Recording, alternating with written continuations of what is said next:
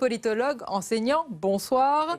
Cyril Lachèvre, bonsoir et bienvenue, journaliste à l'Opinion, notre chroniqueur Jean-Louis Gombault, rebonsoir Jean-Louis. Et Olivier Roucan nous accompagne, bonsoir, politologue, professeur, et Véronique Reil-Soult, spécialiste des réseaux sociaux et directrice générale de Dentsu Consulting. Tout d'abord, une première question directe qui appelle une réponse franche et directe. Thomas Guénelé, comment avez-vous trouvé ce débat ce soir? C'était chiant. Ouais. Ah, c'est franc. C'était chiant. C'était profondément chiant. Voilà, vous m'avez demandé une réponse directe, j'ai fini. À quoi ça tient, en un mot aussi? Beaucoup trop de passages techniques pour lesquels 80% des gens largement sont largués et où le reste n'ont pas besoin de tous ces aspects techniques dans un débat qui, je le rappelle, est un débat pour une présidentielle. Et sur le reste, beaucoup trop de moments où les candidats qui avaient plus de consistance ou d'éloquence sont trop restés dans la récitation de fiches. Donc pour les prochains débats, par pitié, candidats, lâchez-vous, lisez moins vos fiches en fait. Je suis sûr que vous serez meilleurs. Vous l'avez dit, c'est un débat pour la primaire, mais surtout aussi, évidemment, pour la présidentielle. Donc la question, Cyril Lachèvre, est-ce que ce débat est à la hauteur des enjeux dont nous parlons? Moi, j'ai trouvé ça tragicomique. À ce point Le comique, c'est Jean-Luc Benamias. Je vous demandais de la franchise, là, vous m'avez gâté. Oui. Le comique, c'est Jean-Luc Benamias, qui au début était plutôt assez sympathique, apportait une certaine forme de fraîcheur et qui à un moment donné a commencé à se moquer lui-même de cet exercice, on l'a vu, il se moquait même de ses propositions et finalement ça a desservi tous les autres candidats autour qui le regardaient un peu d'une manière ahurie et je pense que ça a abaissé le niveau global d'une manière générale. Ça c'est le côté comique et le côté tragique c'est de voir des gens qui ont gouverné pendant 5 ans, qui n'ont absolument fait aucun constat sur la situation du pays. Alors, la situation économique est passée très rapidement. On est parti hors sol. Un exemple, on a commencé d'entrée de jeu à attaquer sur la question, on a baissé de 40 milliards d'euros les impôts des entreprises, elles n'ont rien fait pour embaucher. On a complètement oublié les énormes erreurs de politique économique commises au départ par le gouvernement. Et donc à partir de là, c'était un débat hors sol qui n'a reposé sur rien de concret et je pense que ça n'a servi à rien. Alors on va poursuivre dans quelques instants notre tour de table sur vos premières impressions, toujours aussi directes et franches. On va rejoindre notre journaliste Tam Tranui qui a suivi ce débat depuis le Parti Socialiste. Et évidemment, le premier secrétaire Jean-Christophe Cambadélis l'a suivi également. Tam Tranui, est-ce qu'il partage l'avis de nos invités en plateau? Je ne le crois pas, mais je vous laisse répondre. Effectivement, certains invités en plateau estiment que c'est plutôt un débat hors sol. Vous, qu'avez-vous pensé de ce débat, ce premier débat de la primaire de la Belle Alliance Populaire? Je crois que c'est un débat de bonne facture, sans d'insurmontables fractures. C'est un débat qui a mis en exergue beaucoup de sujets. Les acteurs et les candidats ont répondu aux questions des journalistes, il ne faut pas l'oublier, et ils auraient bien souvent voulu déployer un peu plus leurs propositions. Mais je pense que pour la première fois, la gauche dans son ensemble a remis la question sociale au centre du débat. Des questions de pauvreté, de logement, d'exclusion ont été posées avec des solutions diverses, bien sûr, mais quelque chose qu'on n'avait pas entendu depuis longtemps. Enfin, je crois que chacun a eu des moments de sincérité et que ça s'est passé dans un très bon climat. Ce que nous avait dit, c'est que ça n'intéresserait pas, ça intéresse. Ce que nous avait dit, c'est que les candidats ne se supporteraient pas. Visiblement, non seulement ils se supportent, mais ils convergent sur un certain nombre de sujets. Et j'ai remarqué, enfin, la convergence de tous les candidats sur l'action du président de la République dans sa politique étrangère. Croyez-moi, en tant que premier secrétaire du Parti Socialiste, ayant entendu ce que j'ai entendu dans cette salle, souvent, je suis satisfait de ce premier débat. Oui, mais sur sa politique étrangère seulement. Il y a eu aussi un moment où on a parlé du bilan du gouvernement et là, Manuel Valls était bien le seul, alors peut-être avec Sylvia Pinel, à le défendre. Comment est-il apparu pour vous qui l'avez jugé très tôt présidentiable? Écoutez, moi je crois que Manuel Valls était bien dans le sujet qu'il voulait défendre, c'est-à-dire la question du régalien, la cohérence de la politique qu'il voulait mettre en œuvre s'il était président de la République sur le plan économique et social. Ancien Premier ministre, on imaginait mal qu'il dise que la politique qu'il avait conduite était mauvaise, mais j'ai remarqué aussi que Arnaud Montebourg, Vincent Peillon à sa manière, et même Benoît Hamon sur un certain nombre de sujets, ont rendu rendu hommage à Manuel Valls. Donc je ne crois pas que les choses soient aussi caricaturales que cela. Il faut aussi intégrer le fait que chacun essaye de gagner des parts de marché électorales. Et donc, comme on dit que la politique gouvernementale n'a pas énormément de succès, eh bien les uns et les autres ont voulu se déterminer par rapport à cela. Mais pour moi, ce n'est pas l'élément essentiel. L'élément essentiel, c'est que ce débat était projeté sur l'avenir, avec une envie de gagner, avec une envie de battre la droite et l'extrême droite. Ça, c'est très important, parce que ça redonne un espoir à l'ensemble de la gauche. Merci beaucoup Jean-Christophe Cambadélis d'avoir répondu à nos questions. L'enjeu de ce débat, ça sera aussi de voir s'il parvient à mobiliser. Voilà, nous le verrons demain, notamment avec les audiences. Mais on a quand même déjà quelques indicateurs ce soir avec l'analyse des journalistes sur le plateau, avec ce qui se passe également. C'est un effet de loupe, mais quand même sur les réseaux sociaux. Restons encore sur l'aspect général, Olivier Roucan.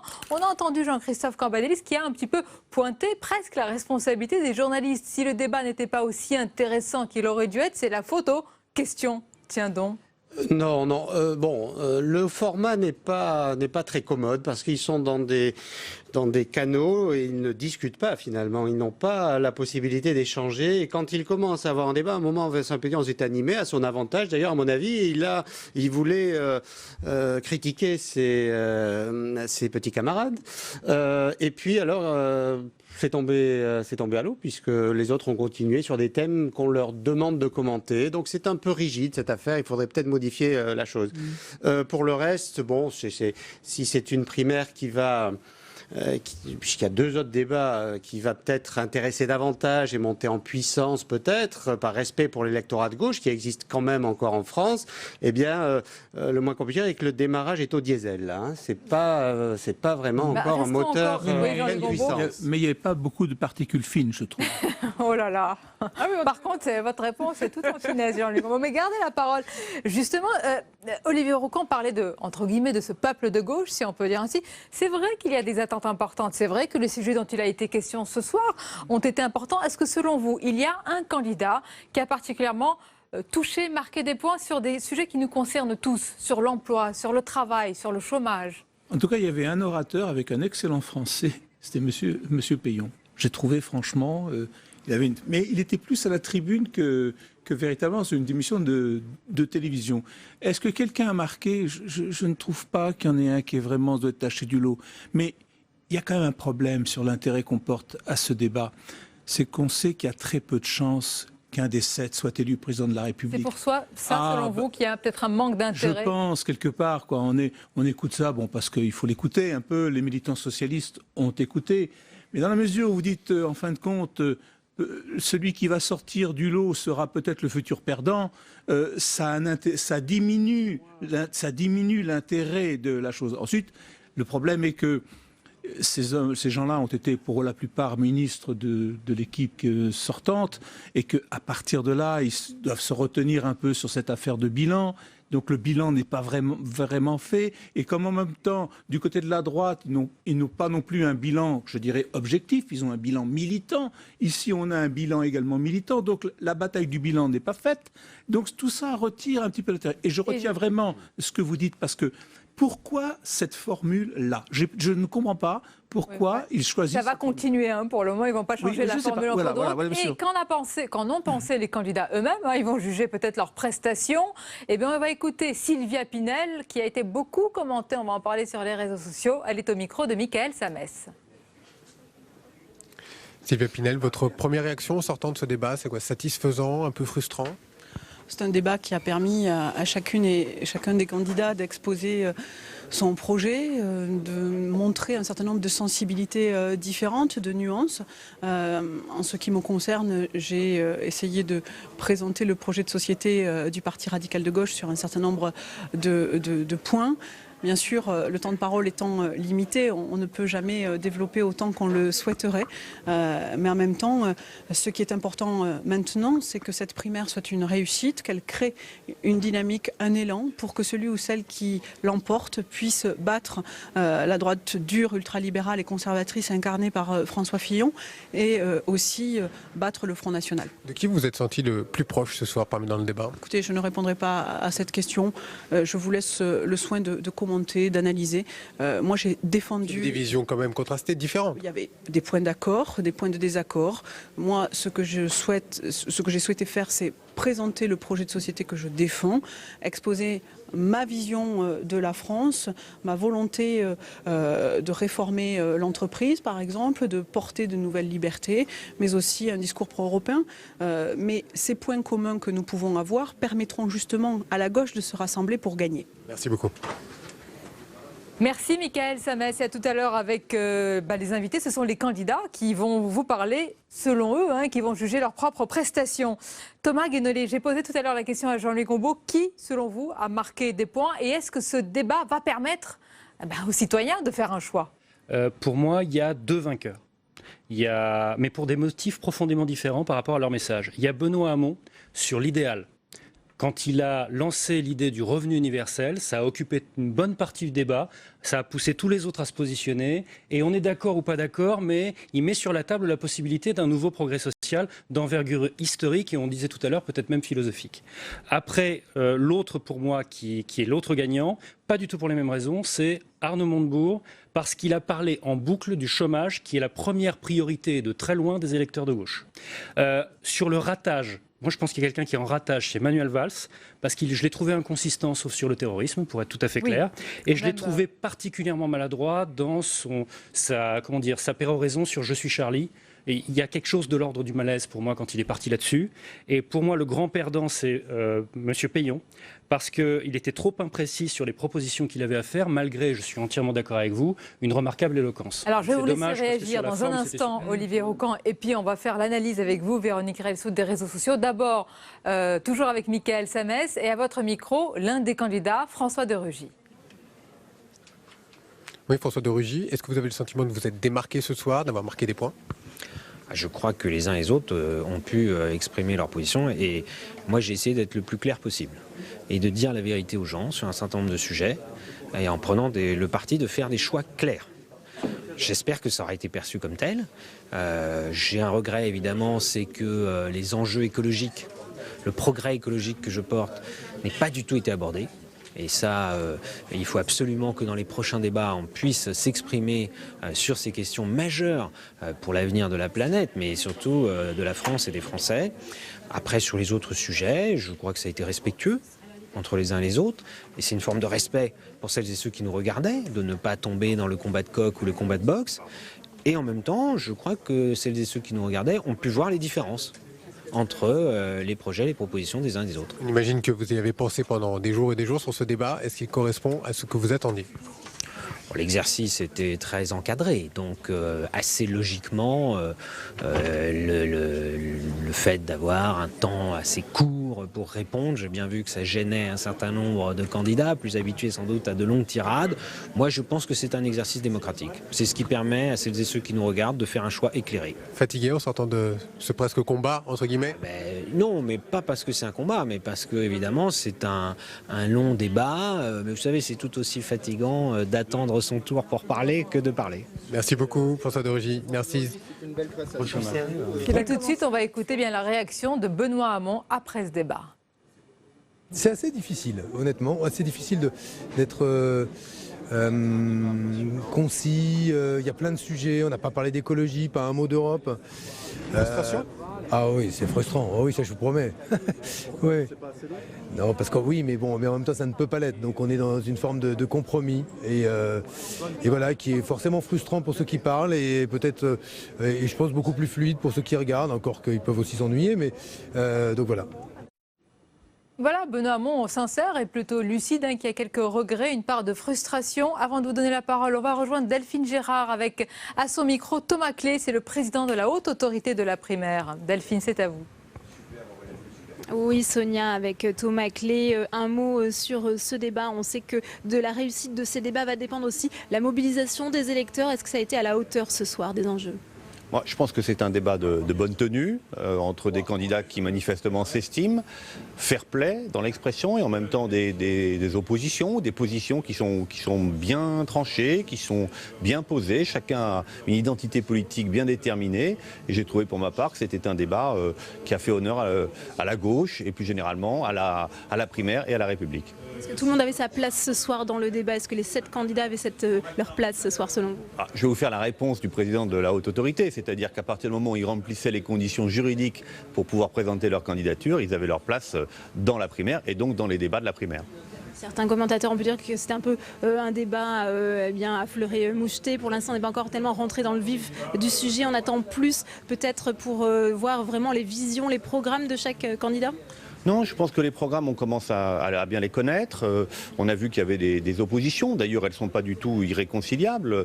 En tant que président de la Haute Autorité, j'ai la conviction absolument profonde, et qui est encore avivée par le débat de ce soir, qu'il n'y a aucun doute sur l'issue de la primaire. C'est-à-dire que les 6 candidats qui ne gagneront pas cette primaire se rangeront derrière le candidat qui va gagner, ce qui devrait lui donner un souffle suffisant pour affronter l'après-primaire, parce que c'est aussi ça l'objectif.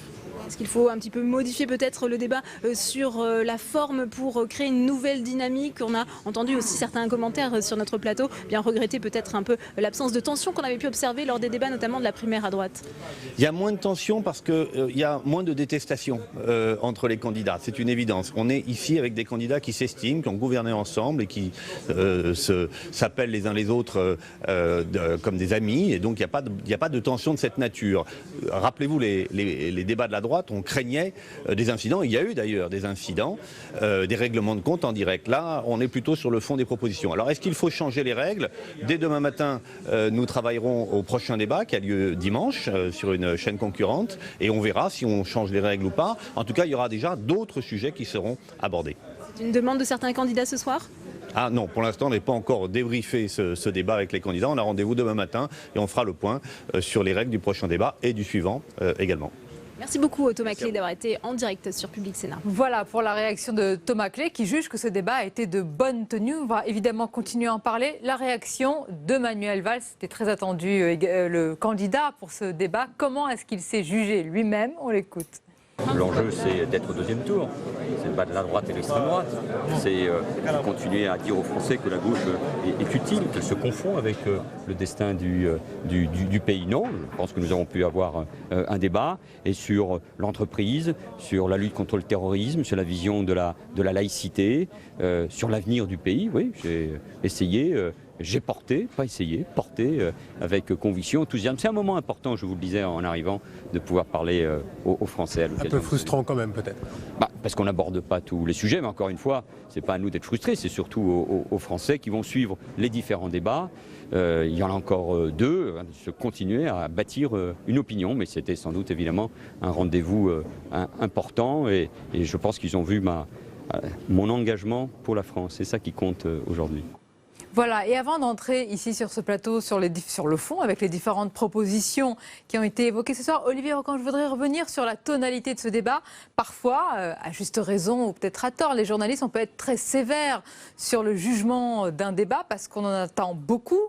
Or, ceux qui regardent, les téléspectateurs, les citoyens, les électeurs peuvent avoir un autre avis. Est-ce que la sévérité tout à l'heure de la première analyse peut correspondre à ce que ressentent les gens? Est-ce que tout simplement, ils attendaient un débat de fond sur certains points, différents points? Ça a été le cas quand même ce soir. Oui, il y a quand même eu, alors trop technique peut-être, mais il y a quand même eu le fond de proposition de chacun qui a été dévoilé, et il y a un effet quand même sans doute de découverte, parce que les électeurs, les téléspectateurs étaient et restent peu informés du fond des programmes. De ce point de vue, il n'y a pas eu de révélation, mais comme le disait Thomas, la question du revenu universel qui revient depuis quelques semaines dans le débat, là, elle a été approfondie.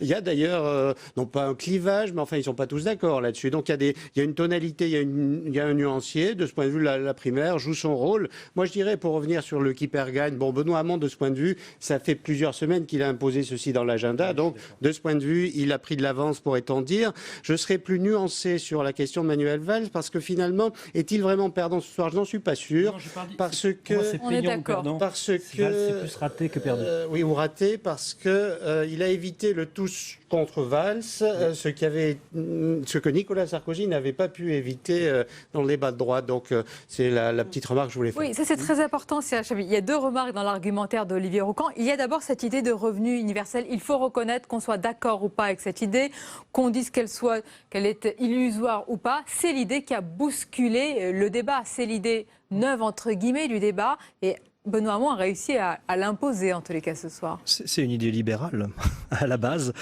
C'est très intéressant. Donc, Oui, bien sûr. C'est très intéressant de les voir s'en saisir. Non, ce qui est fascinant et on a une ébauche de ça aujourd'hui, c'est qu'il y a au fond deux visions de la croissance au sein du Parti socialiste. Il y a la version un peu traditionnelle, classique, qui dure depuis des décennies, qui est que de toute manière la croissance sera là. C'est là-dessus qu'on a bâti la sécurité sociale, la retraite, sur l'idée que de toute manière demain sera meilleur qu'aujourd'hui. Et puis il y a une autre vision qui correspond un petit peu à ce qui est en train de se passer dans le monde, la stagnation séculaire, le fait qu'il n'y a plus de croissance. Alors c'est pas la décroissance, c'est la non-croissance. Et après, qu'on soit d'accord avec les uns les autres, c'est un autre débat et on n'entrera pas dedans ce soir, mais c'est vrai que Benoît Hamon, lui, se situe dans cette ligne-là, qui est un peu une rupture par rapport au PS. Et ça, c'est très intéressant parce que c'est quand même en ça qu'il est idéologiquement au moins le plus clair et que c'est là que ça lui permet effectivement d'apparaître comme le vainqueur. C'est celui qui a une vision, du moins un projet, et alors à partir de là, il bâtit son projet, dont le revenu universel, sur cette idée que de toute manière, demain, il ne faudra rien attendre du travail, puisqu'on n'en aura quasiment plus, et donc il vaut mieux attendre d'autres formes de ressources, si on fait ça schématiquement. Et on sent que les autres ne sont pas du tout dans ce schéma-là. Et ma déception, moi, dans une certaine mesure, c'est que Arnaud Montebourg, jusqu'à présent, était le seul qui arrivait à avoir une autre vision, justement, en dehors de la traditionnelle vision du PS, qui était une sorte de volontarisme productiviste. C'est-à-dire, en fait, non, on peut arriver en relançant la production, en aidant les entreprises à reproduire. Et donc, derrière, lui, sa vision, c'est de faire partager le fruit des efforts aux salariés, aux Français. Il n'en a absolument pas parlé du tout de ses propositions ce soir. Par exemple, un truc, moi-même, qui est très difficile à faire techniquement, mais qui est d'étendre la participation aux salariés dans l'entreprise de moins de 50 salariés. Bon, sur ces projets, il n'en a absolument pas parlé. Donc, il a vraiment raté une énorme occasion de enfin montrer que lui était le seul en face de Benoît Hamon à avoir une autre vision à opposer. Voilà. Et sans ça que je pense que Hamon est sorti vainqueur et que Montebourg ne l'est pas. Mais il est sorti d'ailleurs très vite ce soir, si je peux me permettre, du débat, puisque Mickaël Samès, vous n'êtes pas avec Arnaud Montebourg qui a quitté rapidement le plateau, mais avec François Calfon, son soutien évidemment actif, très actif. Oui, Arnaud Montebourg est parti rejoindre des militants, c'est bien ça, hein, François Calfon. De la support party sur une péniche. Bon, nous sommes très satisfaits parce que finalement, on avait des messages forts à faire passer. C'est-à-dire que d'abord, collectivement, qu'il y avait un chemin possible à gauche. Et cette primaire l'a montré. Hein, c'était une primaire, enfin, ce débat primaire, pardon, était un débat sérieux, d'arguments. On a pu quand même développer pour les uns la société du travail, pour les autres le dépassement de la société du travail. En matière d'antiterrorisme, on n'est pas resté à des postures. Je pense à Arnaud Montebourg qui a développé sa vision d'un parquet national antiterroriste, d'un état finalement de protection permanent, cette façon de sortir et de s'adapter à la menace plutôt que d'avoir des solutions finalement de l'instant. Et je constate, sans révéler des choses, que les post-tests qui ont été réalisés par un institut de sondage à l'issue disent que nettement que Arnaud Montebourg est celui qui est le plus convaincu. Vous avez ces chiffres, vous pouvez nous les donner? Oui, alors c'est 29% pour Arnaud Montebourg, 26% pour Manuel Valls et 20% pour Benoît Hamon. Donc je suis assez content de savoir que, ayant sillonné des mois le pays, les options qui sont les siennes, c'était à la fois d'un autre chemin à gauche, mais d'un chemin robuste, qui met la question du combat contre le chômage, qui place les gens dans son introduction. Il a posé sa candidature en rendant hommage aux ouvriers de Florange. C'est quelque chose qui est reçu par ceux qui regardent, ceux qui veulent trouver un chemin à gauche comme finalement le chemin le plus sincère. En se démarquant du quinquennat, en se démarquant de Manuel Valls, même s'il a trouvé quelques satisfecits dans ce qu'a fait Manuel Valls. Eh bien, on n'est pas là pour faire une cour d'école ou une chamaillerie. C'est bien que ce débat, cette joute n'ait pas fait l'objet de chamaillerie. Nous en sommes beaucoup assez satisfaits. Et je pense que l'objectif collectif que nous donnions, c'est-à-dire d'avoir finalement le premier étage de la fusée qui s'extrait du sol, les boosters, ce débat, celui d'RTL, celui de Public Sénat, celui de TF1, celui d'Observateur, ont été le booster qui a permis de faire décoller cette primaire. Il y aura encore 2 débats passionnants et nous aurons l'occasion de préciser un certain nombre de choses, car à la fin, tout le monde était un peu fatigué, le débat était peut-être moins structuré, de parler d'école, de parler de laïcité, de parler de République nouvelle. Mais je crois que le cœur du moteur économique et social, et de ce point de vue-là, ce qui explique ce sondage dont je vous parle, sondage bien sûr encourageant, c'est que les gens ont entendu un chemin à la fois réaliste et ambitieux dans l'expression d'Arnaud Montebourg. Merci beaucoup, François Calfon, d'avoir témoigné en direct sur notre antenne. Merci Mickaël. François Calfon qui a parlé du travail justement, Jean-Louis Gombault. Il y a eu un débat de fond ce soir. Alors peut-être que certains pensent qu'il aurait dû être davantage porté et mené ce débat sur la conception du travail, notre relation au travail. Ça c'est un débat de fond, un débat pas seulement de gauche mais qui est incarné par la gauche aujourd'hui. Est-ce qu'il y a eu des lignes différentes sur ce point-là? La discussion qu'on a eue à l'instant sur le revenu universel montre bien que... Mais justement, ce qui est intéressant, c'est que les deux candidats les classés le plus à gauche sur les 7, c'est Montebourg et Hamon. C'est ça. Or, sur cette question-là, qui est majeure, on voit bien que les deux plus à gauche sont en total désaccord. Ça montre bien la ligne de fracture qui existe au sein du Parti socialiste. Mais en plus, l'intérêt du truc, c'est quoi? C'est que tout le monde dit la gauche ne fait pas de réformes structurelles. La droite est seule à faire des réformes, à proposer des réformes structurelles. Là, Hamon, il apporte une idée. Mais si, moi, j'ai une réforme structurelle, c'est mon revenu universel. Donc, c'est le seul qui est dans une optique de transformation. Et effectivement, Montebourg, avec son idée qui est tout à fait respectable, de la relance, la production, etc., mais c'est du déjà entendu. Et tous ceux... On a, bien sûr, sur ATD Quart Monde, si je peux me permettre, juste sur ce point précis. Sur ATD Quart Monde, c'est quelque chose qu'on ne fait pas. C'est quasiment le retour des ateliers nationaux. Je résume. Oui, mais enfin, donc, non, mais alors si c'est quelque chose des ateliers nationaux, c'est encore plus répétitif. Je n'ai pas dit que ça marchera. Je n'ai pas dit que ça marchera ou pas. En fait, alors, c'est un sujet que j'aime bien. Je fais une petite parenthèse. Les ateliers, toutes petites, les ateliers nationaux ont été expérimentés par le gouvernement de gauche révolutionnaire de la Deuxième République et ont été arrêtés sur décision de la majorité de droite qui a gagné les élections législatives. Et ça a provoqué des émeutes et une crise politique dans la rue, non pas parce qu'il y avait une révolte politique par rapport au gouvernement, mais spécifiquement parce qu'ils avaient arrêté les ateliers nationaux. Alors, il a été question, il y a eu une opposition entre Manuel Valls et Benoît Hamon sur la loi travail, il y a eu tout un argumentaire de Manuel Valls sur la défiscalisation des heures supplémentaires, et je vous propose d'écouter un autre affrontement, un mini-affrontement entre Vincent Peillon et Benoît Hamon, justement, sur le revenu universel, l'une des propositions phares ce soir.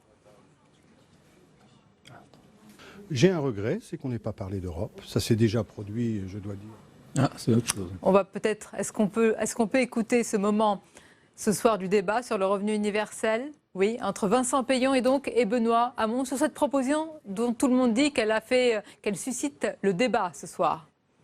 Je ne voudrais pas, sur ce revenu, qui est une belle idée, venir sur sa praticabilité. Il ne l'est pas. Ça coûte 400 milliards. Qui les payera? Mais philosophiquement, je pense que c'est une idée qui pose effectivement un grand problème. Pourquoi? Parce qu'elle dit, et c'est la question de la solidarité. La solidarité, nous l'avons construite pendant 2 siècles sur l'idée que ceux qui ont le plus donnent à ceux qui ont le moins. Là, on dit, tout le monde aura la même chose. Et nous n'avons même plus l'obligation de donner à ceux qui sont dans des difficultés. Si l'on parle du revenu universel, il ne peut se mettre en œuvre que par étapes. Et que cette étape des 400 milliards ne peut être qu'une étape de moyen et long terme. Première précision. La première étape, ce sera de mettre en œuvre un revenu universel pour les plus pauvres, d'éradiquer par la pauvreté, par l'automatisation du RSA et le fait de le revaloriser, pour ce qui me concerne, de 10% en le portant à 600 €. Voilà, on va évidemment continuer à débattre de cette proposition et d'autres avec des invités qui nous ont rejoints sur le plateau. Mais d'abord, on va retrouver Tam Tranui qui est toujours au siège du Parti Socialiste et cette fois-ci avec Benjamin Lucas, président du MJS. C'est intéressant d'avoir son regard, son analyse de cette soirée. Et oui, effectivement, qu'avez-vous pensé de ce premier débat de la primaire de la Belle Alliance Populaire, Benjamin Lucas?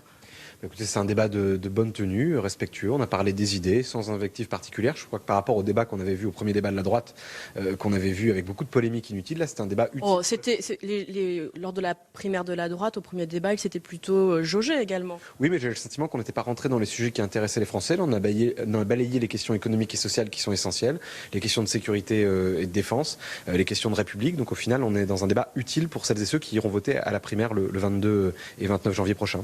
On a entendu au début du débat, on vient d'entendre les sonores à l'instant, le débat a porté d'abord sur le revenu universel, une proposition de Benoît Hamon dont vous êtes proche. Est-ce que ça vous paraît satisfaisant que ça se soit porté tout de suite sur lui ?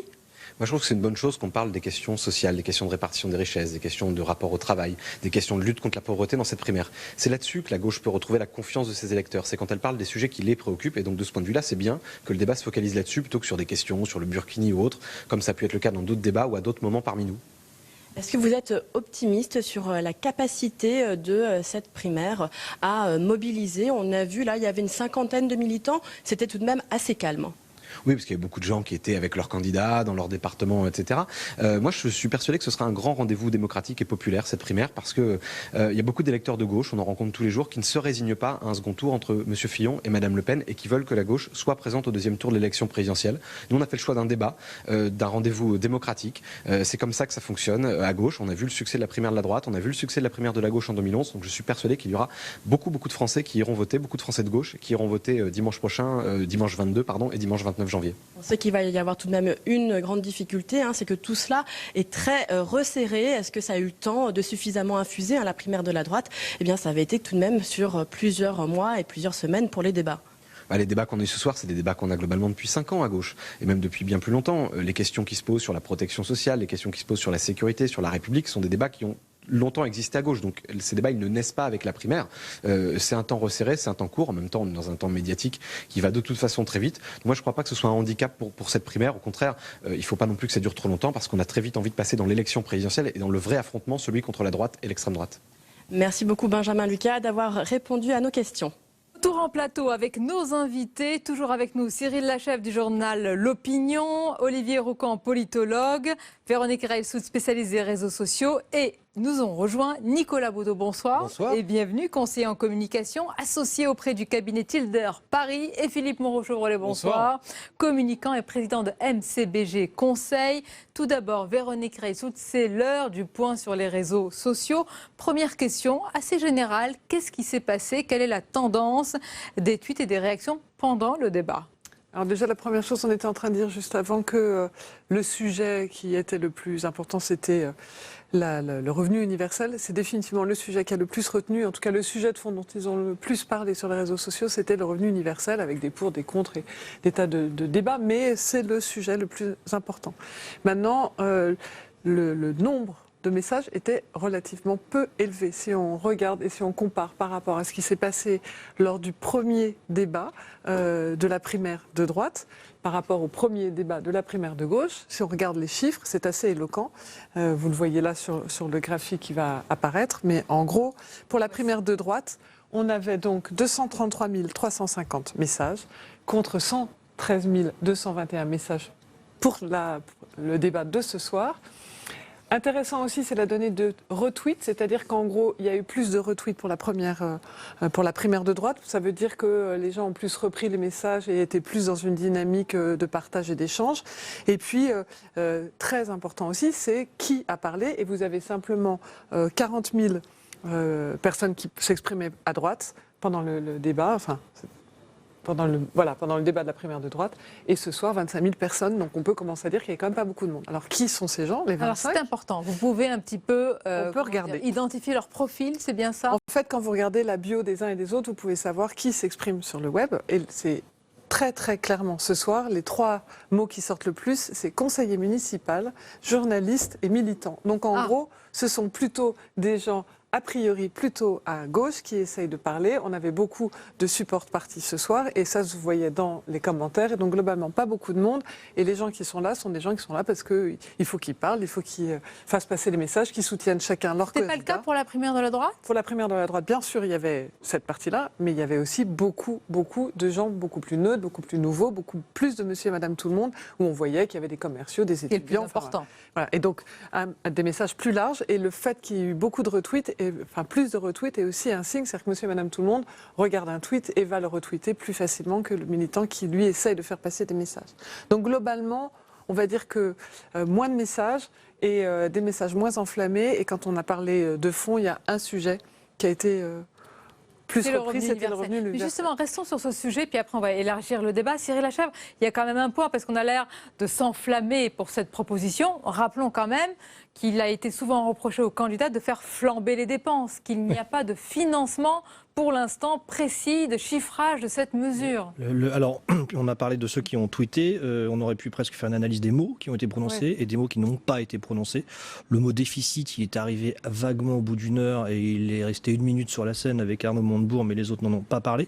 Le mot dépense publique, le mot fonction publique, des vraies préoccupations, le mot dette, n'ont pas été prononcés une seule fois par personne.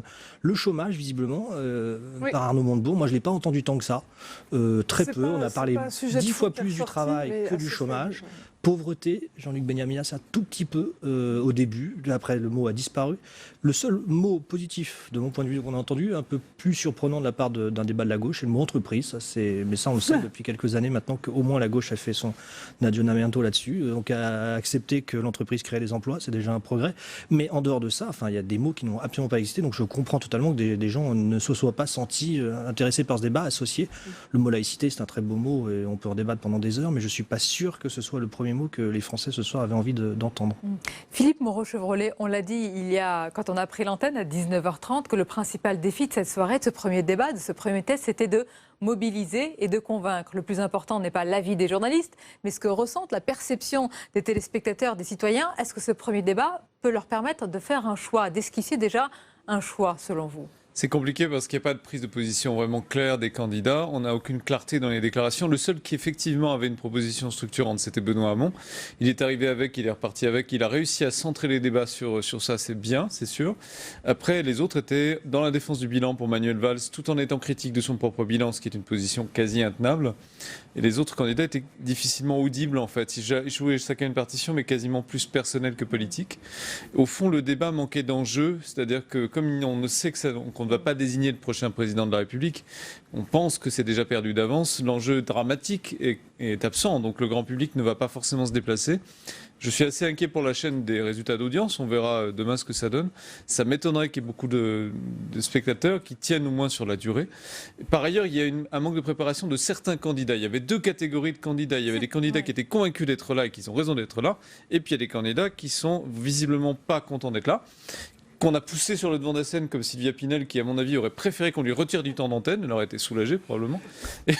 Et Benamias qui a fait des petites blagues. Donc on est vraiment dans quelque chose d'un petit peu amateur, presque du patronage. Voilà. Alors c'est dur de dire cela parce qu'on peut se moquer d'aucun candidat. Il n'y a pas de petits et de grands candidats. C'est ce qu'a répété Benamias toute la soirée, en s'évertuant à démontrer qu'il était décidément un petit candidat. Vous allez me dire, Benamias sort de ce corps, c'est bien ça. Non, c'est pas ce que je suis en train de dire, mais Nicolas Boudot, c'est que malheureusement, on est obligé de constater qu'il y a des différences de niveau, en tous les cas, sur certains sujets, ou d'appropriation de certains sujets. C'était flagrant. Il y avait deux ou trois divisions d'écart entre les différents candidats. C'était flagrant à la télévision. C'est même pas la peine de les nommer ni de les montrer à l'écran. Chacun aura compris. Et ça a desservi l'intégralité des candidats, parce que fondamentalement, pour qu'un débat soit bon, et c'était le cas des débats à droite, il faut une forme d'égalité entre les candidats, de volonté de conviction à peu près équivalente, alors que là, clairement, il y avait 3 candidats qui avaient vraiment envie d'en découdre, et 3 autres qui étaient, pour le coup, largement plus en difficulté, plus en retrait, et qui, à un moment donné, pardonnez-moi l'expression, mais se sont mis à faire du bruit avec la bouche pour rattraper le temps d'antenne des autres, c'est-à-dire à aligner des phrases sur des phrases sans qu'on en comprenne véritablement toujours le sens, pour rattraper juste le temps de parole en retard. Ça, c'était un peu attristant et ça a plombé l'intégralité du débat. Et on voyait notamment Manuel Valls regarder à droite, regarder à gauche pour savoir lequel des 2 autres candidats un peu en avant allait pouffer de rire le premier. C'était un peu gênant, presque gênant parfois. Pourquoi 7 candidats ? Pourquoi on a 7 candidats à droite et 7 candidats à gauche ? Il y a une règle qui établit qu'on est obligé d'en avoir 7. C'est bizarre. On aurait pu en avoir 4 et ça aurait été très bien. On n'est pas obligé d'avoir le même nombre de candidats que la droite. Et pourtant, Olivier Roucan, quand même, on avait un ancien Premier ministre, on avait des anciens ministres. C'est vrai qu'ils font partie d'une jeune, plus ou moins d'une jeune génération, mais déjà expérimentés. Pour Manuel Valls, élu de terrain depuis très longtemps, il y avait quand même un niveau, une solidité. Il y a différentes mesures sur la question du terrorisme. Même si on n'est pas d'accord sur l'identité, la laïcité version Manuel Valls, on peut dire qu'il est sur son terrain de prédilection. Et sur ce sujet-là, il n'y a pas de flottement. Non.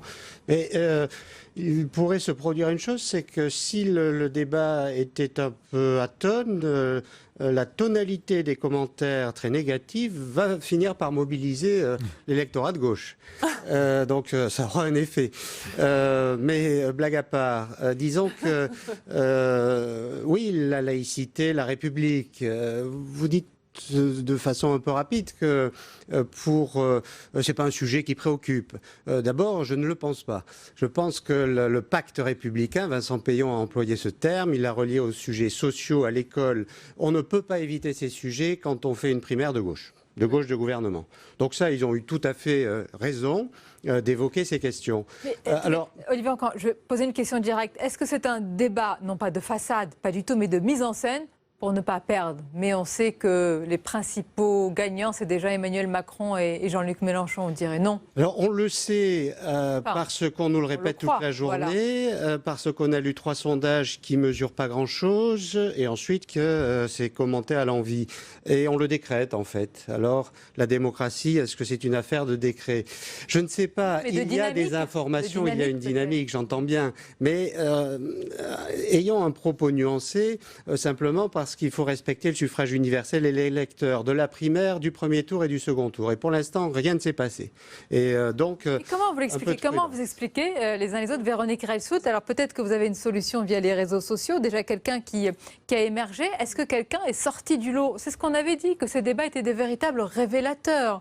Est-ce que ça a été le cas ce soir? Alors, ça a été le cas. En fait, quand on regarde les parts de voix, avec toute la réserve, une part de voix, c'est pas du tout une intention de vote, mais ça donne déjà l'intérêt et de qui on a parlé. Alors on est d'accord, les deux grands perdants, enfin qui sont même pas là, c'est Pinel et De Rugy. C'est épouvantable quand on regarde les chiffres, vous voyez, ça voilà, parle on les voit. C'est assez parlant. Et en plus, ce qui est terrible, c'est quand on a parlé d'eux, c'était pour se moquer d'eux. Donc vraiment pas à la hauteur. Enfin voilà. Après, il y a quelqu'un qui va être quelque part le poisson du débat de gauche, c'est Monsieur Benamias, parce que en fait, on a beaucoup parlé de lui. Et ce qui est incroyable, c'est qu'on a autant parlé de lui pendant le débat que de Vincent Peillon. Et en fait, il a été jugé comme sincère. C'est pas forcément, ses idées n'ont pas forcément toujours convaincu, mais on a trouvé qu'il était sincère, qu'il était à fond, qu'il était dans son registre. Les serveurs de son site internet ont sauté pendant l'épisode parce qu'il s'est trompé sur son propre programme. Du coup, les gens sont allés vérifier sur son site s'il s'était trompé. Voilà. Il s'est trompé. Il s'est trompé. Mais ce que je veux dire, c'est que ce qui est intéressant, et d'ailleurs, il a dit oui, il faut faire attention à tout ce qu'on est sur internet. Il faut faire attention à son programme, c'est sûr. Oui, sur son propre site. Mais ce que je veux dire, c'est que c'est intéressant. Au moins, il est sorti du lot très clairement. Est-ce que ça se transformera? Mais c'est le poisson de la primaire de gauche. Après, c'est très étonnant de voir que Peillon, lui, par contre, n'arrive. Enfin voilà, il a pas. On n'en a pas parlé autant. Donc de nouveau, c'est pas une intention, mais on n'a pas parlé autant. Je sens que vous n'êtes pas du tout d'accord. Je vous finis juste les chiffres et après je vous laisse. Et après, ce qui était intéressant pour moi, les deux qui sortent vraiment clairement, c'est Valls. Il n'est pas là. Enfin, il y a un volume qui a descendu au fur et à mesure de l'émission. Et après, c'est Hamon vraiment le grand gagnant parce que non seulement il fait un excellent score en termes de taux d'intérêt, on va dire, mais qu'en plus, ce ne sont pas que ses militants qui le soutiennent, qui parlent de lui. Il y a du fond. Et après, c'est Montebourg, avec le mot chômage qui est très associé à lui. Beaucoup de militants, et on sent que sa support parti, effectivement, était efficace, mais pas que, loin de là, avec, on va dire, là aussi, un peu de fond. Oui, donc les deux gagnants, ce sont une déception sur Arnaud Montebourg, ce que vous disiez, Cyril Lachèvre. Tout à l'heure, Arnaud Montebourg, il a abattu le totem des 3% de déficit public. Ça nous étonne peu de sa part. Il s'est placé en ennemi de la finance, alors lui, des banques, etc. Mais sur ce dont vous parliez, la relance pour l'investissement, il aurait dû se saisir davantage. Ça aurait pu être un point marquant pour la gauche, pour son noyau dur ce soir? Par rapport à ce qu'il dit, par rapport à ses discours précédents, ses interviews des derniers jours, il s'est totalement bridé. Moi, je trouve que c'était un petit peu surprenant. Est-ce qu'il était fatigué ou que sais-je? Mais c'est vrai qu'il aurait pu être beaucoup plus expansif et qu'il a des vraies propositions à défendre. Encore une fois, on peut être ou pas d'accord avec elle, mais en tout cas, il a des vraies propositions qu'il n'a pas défendues aujourd'hui. C'était assez étonnant. Moi, je suis tout à fait d'accord sur l'idée qu'effectivement, il fallait se mettre dans l'idée que c'était une primaire de gauche, donc effectivement les mots laïcité, etc. étaient peut-être importants. Mais pardon, mais c'est quand même un débat qui a été retransmis dans une grande chaîne de télévision, une grande radio, et qu'est-ce que les Français ont vu des gens qui se sont quasiment moqués d'eux. Enfin, Jean-Luc Benamias, qui n'était même pas au courant de son propre programme. quelle image, je suis tout à fait d'accord avec Nicolas Boudot. Je ne sais pas s'il ne faut retenir que ceci de ce qui vient de se dérouler. Sur Montebourg, une petite remarque, il y a des stratégies de montée en puissance. Il peut choisir lui-même de commencer en étant un peu en retrait et puis d'augmenter le volume. C'est une campagne éclair, attention. Justement, juste un dernier mot. Il peut choisir d'être plus modéré sur TF1 et de monter en puissance sur LCI, ça c'est son choix. Mais on va pas forcément lui conseiller. D'accord. Bon, mais juste une seconde remarque par rapport à ces primaires. Bon, oui, il y a un défaut, j'allais dire, de fabrication, c'est-à-dire c'est une primaire qui n'était pas souhaitée par tout le monde au départ. C'était vicié dès le départ. Voilà, donc il y a un problème, il faut rattraper le coup, donc ça donne un peu de bricolage, mais encore une fois, et puis on se demande toujours si c'est pas un congrès à ciel ouvert, parce qu'il y a cette tradition au Parti socialiste. Hein, on dit ils se battent sur des petits chiffres, sur des choses un peu incompréhensibles. Ça rappelle un congrès, ça se passait comme ça les congrès. Donc c'est une tradition aussi. Et vous disiez vous-même, les militants, les sympathisants ont l'air d'être là. Mais pour l'instant, ça ouvre pas. Vous voyez, c'est un peu ça, ce qui se passe. Simplement, vous avez dit 200 et quelques mille contre autour de 400. Enfin... Nous verrons, parce que là, ce sont des estimations. Là, pour le coup, c'est juste les discussions qu'il y a pendant C'est un baromètre. Je vais vous laisser la parole dans quelques instants. Mais qui sont souvent corrélées, Nicolas Boudot, sur la forme et sur le fond. Il y avait aussi, évidemment, un sujet qui a été en toile de fond de tout ce débat, c'est le pouvoir d'achat. C'est un thème qui est revenu en force. Manuel Valls a sa proposition, revenir sur la défiscalisation des heures supplémentaires. On l'écoute à ce sujet. Je propose, en effet, de redonner du pouvoir d'achat en continuant cette baisse d'impôts et par la défiscalisation des heures supplémentaires, parce que combien de salariés, d'ouvriers et de fonctionnaires, quand cette mesure est tombée en 2012, nous l'avions défendue, on dit mais on perd du pouvoir d'achat. On perd ce pouvoir d'achat si utile. Et ça concernait des gens particulièrement modestes, des enseignants, des ouvriers, des salariés dans notre industrie. Donc oui, quand on s'est trompé, il faut reconnaître une erreur et je fais cette proposition de rétablissement. Alors Nicolas Boudot, est-ce que Manuel Valls peut vraiment se présenter comme le candidat du pouvoir d'achat? Et on a souvent parlé d'une campagne à contre-courant. Là, il reconnaît son erreur et donc celle de François Hollande sur ce sujet. Est-ce que c'est crédible? Oui, en stratégie de communication, c'est plutôt malin de se démarquer de François Hollande pour un Manuel Valls qui n'a pas eu le temps de faire une petite cure d'invisibilité avant de rentrer en campagne. Donc, se démarquer du président de la République, c'est un bon point en communication pour lui. Le mauvais point, c'est qu'on est dans une campagne de gauche et que faire du travailler plus pour gagner plus sur un ton qui rappelle un ancien président de la République, là, pour le coup, à mon avis, les quelques électeurs qui se posaient encore des questions ne vont pas nécessairement aller vers lui. Donc, hyper bien pour lui en termes de com de se démarquer du président de la République. Si c'est pour ressembler à un ancien président de la République, là pour le coup c'est un peu moins réussi, c'est le moins qu'on puisse dire. Il y a cet écueil-là, mais rappelons-nous Philippe Moreau-Chevrolet, avant de démarrer ce débat, on se disait mais Manuel Valls, il n'a pas su changer de costume, mais il fait une campagne à contre-courant, mais il cumule les erreurs. Là, semble-t-il ce soir, il a quand même évité le front tout sauf Valls.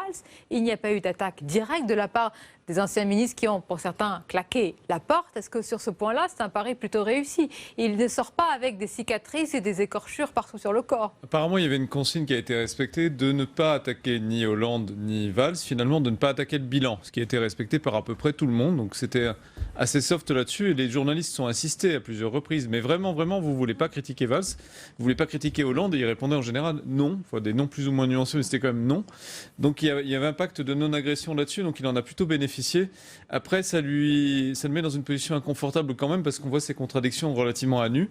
Quand il a parlé de la déchéance de la nationalité, c'est le moment où il a été le plus enthousiaste de tout le débat sur un thème qui est ultra fragile pour lui, très dangereux. Il a été vraiment hyper virulent sur le fait que c'était une bonne chose, etc. Et Benoît Hamon l'a corrigé en 2 secondes, très sec et très efficace. Il a quand même pris pas mal de coups ce soir. Moi, je suis un peu sur sa campagne. Je ne comprends pas sa campagne. Voilà. Je ne comprends pas les choix qui sont faits. Je ne comprends pas la partition qu'on lui fait jouer. Alors, je me demande même s'il aurait dû y aller. Voilà. Pris également, vous l'avez rappelé, par Benoît Hamon, notamment sur la loi travail. C'est l'un des principaux reproches qui lui est fait à Manuel Valls. On va l'écouter. On va écouter cet échange entre les deux candidats. Nous voulons abroger quoi? Nous voulons abroger quoi? La négociation dans l'entreprise, soutenue par les syndicats réformistes? Le compte personnel d'activité, je le disais tout à l'heure, qui se met en œuvre, le compte pénibilité, la garantie jeune qui concerne d'abord les jeunes précaires. Alors, on pourrait refaire le débat sur la loi travail, sur les explications ratées, je les ai bien sûr assumées. Mais cette loi, à travers les quelques exemples que je viens de prendre, est, j'en suis convaincu, une avancée Aujourd'hui, j'ai une pensée pour les salariés de la Voie du Nord. Le plan social proposé par leur entreprise avant l'application de la loi El Khomri avait été refusé. Il a été autorisé car désormais, la loi El Khomri le permet, 178 personnes vont peut-être être licenciées à raison de ce plan social. Donc oui, il y a des dispositions dans la loi El Khomri qui facilitent le licenciement et qui vont fragiliser les salariés au moment où ils cherchent à préserver leur emploi. Je vais vous dire pourquoi nous allons devoir l'abroger. D'abord parce qu'elle organise la concurrence entre les entreprises d'une même branche, d'un même secteur, à la baisse sur le niveau des rémunérations des salariés.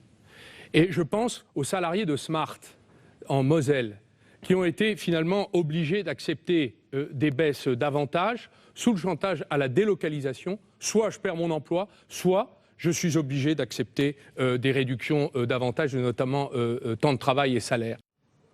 Cyril Lachèvre, la loi travail, elle va laisser beaucoup de traces. Elle peut être un élément de choix, de différenciation des candidats. Oui, et je pense que c'est probablement le moment le plus important. Oui. Enfin, ce sont les moments les plus importants. Pourquoi? Parce que Arnaud Montebourg, quelque part, commet une erreur tactique en disant « moi, j'abrogerai la loi El Khomri ». Parce que, imaginons que demain, il gagne la primaire. Qu'est-ce qui va se passer au sein du PS? Myriam El Khomri, elle fait quoi?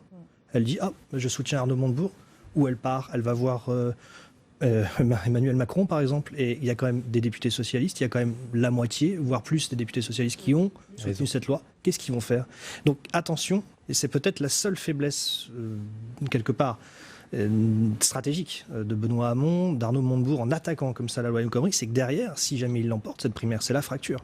La vraie fracture. Ils ne pouvaient pas faire autrement, c'est un tel... Mais oui, ils sont tout aussi coincés que Manuel Valls pour d'autres raisons, mais sur cette loi El Khomri, ils n'arrivent pas les uns les autres à s'en dépêtrer. Sinon, ils n'avaient aucune crédibilité dans leur discours de gauche. C'est le point sur lequel tous les militants de gauche sont vent debout contre le gouvernement. Donc ils ne pouvaient pas faire moins que ça.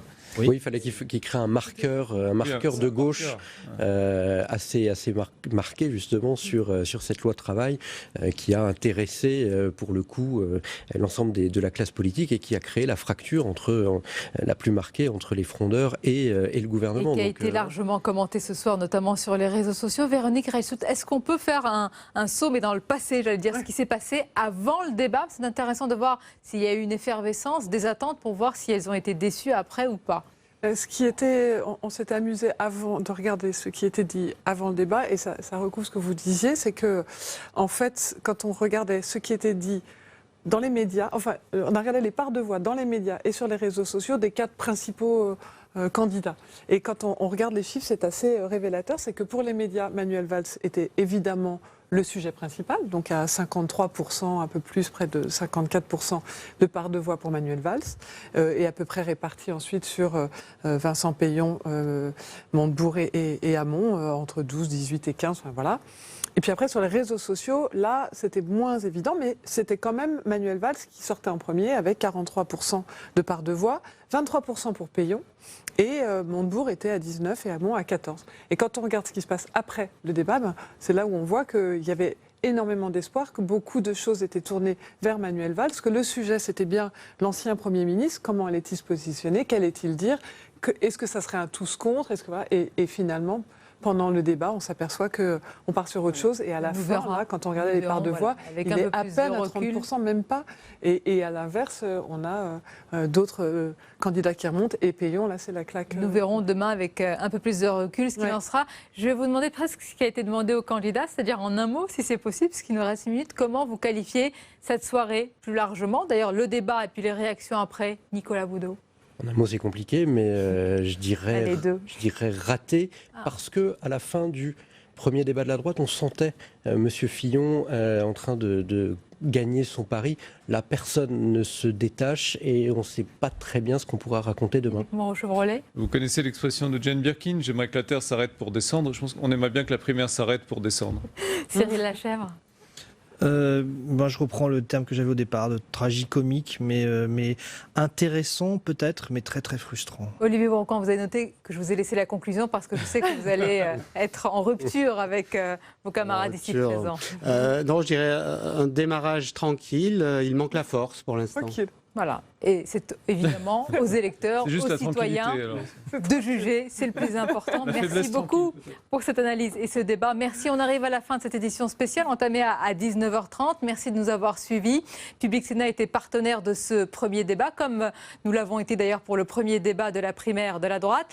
Et on va vous proposer à présent de voir tranquillement, si vous le souhaitez, ce débat, les passes d'armes, les points forts et les faiblesses. Et oui, il y a des gens, Véronique Reilsoul, qui veulent détailler certains sujets qui sont des sujets de proximité de notre quotidien. Et c'est tout de suite. On vous retrouve bientôt à lundi pour ma part. Belle fin de soirée en notre compagnie.